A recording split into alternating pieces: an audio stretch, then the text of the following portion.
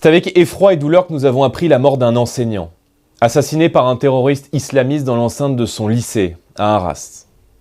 Je veux adresser ici mes condoléances à la famille de ce professeur, mon soutien à ses élèves, à ses collègues, à toute la communauté éducative à nouveau meurtrie, 3 ans jour pour jour après la mort de Samuel Paty dans des conditions, hélas, similaires. S'en prendre à nos professeurs, c'est s'attaquer à des serviteurs de l'État. C'est s'en prendre à des fonctionnaires, symbole du savoir et ce que la République française offre de plus généreux. Les premières informations qui nous sont parvenues cet après-midi sont accablantes. L'auteur des faits est un étranger, fiché S pour radicalisation islamiste, dont la demande d'asile avait été refusée et dont la famille aurait dû être expulsée de notre territoire dès 2014. Surveillé par le renseignement, cet individu comme sa famille avait des sympathies pour la cause islamiste. Cela ne les aura empêchés en rien de bénéficier de la bienveillance de la nation. Parce que nous assistons à une succession de failles sans précédent dans la chaîne des responsabilités, cet énième attentat perpétré sur le sol français devrait provoquer la démission du ministre de l'Intérieur. Je le dis sans esprit de polémique, mais avec fermeté et gravité. S'il doit y avoir unité avec les Français, de nouveau endeuillés, avec le corps enseignant, il ne peut y avoir d'unité avec un gouvernement dont le premier réflexe est de se dérober de ses devoirs.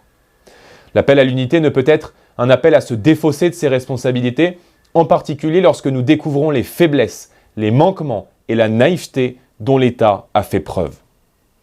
Je veux ici dénoncer une faillite morale, sécuritaire, politique du gouvernement. Dès maintenant, nous devons agir. Dès maintenant, nous devons organiser le sursaut et déployer un bouclier face au totalitarisme islamiste qui frappe la France, l'Europe et le monde.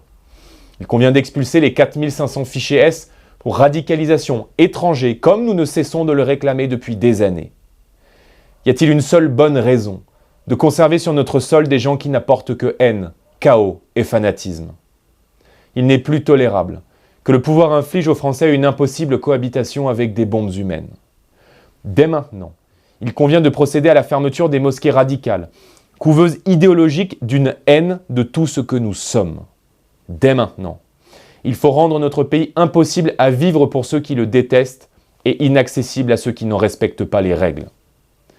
Alors que les leaders de groupes terroristes mondiaux comme le Hamas appellent en ce moment même au djihad international, les relais associatifs, politiques, idéologiques doivent être asséchés et dissous sans faiblir.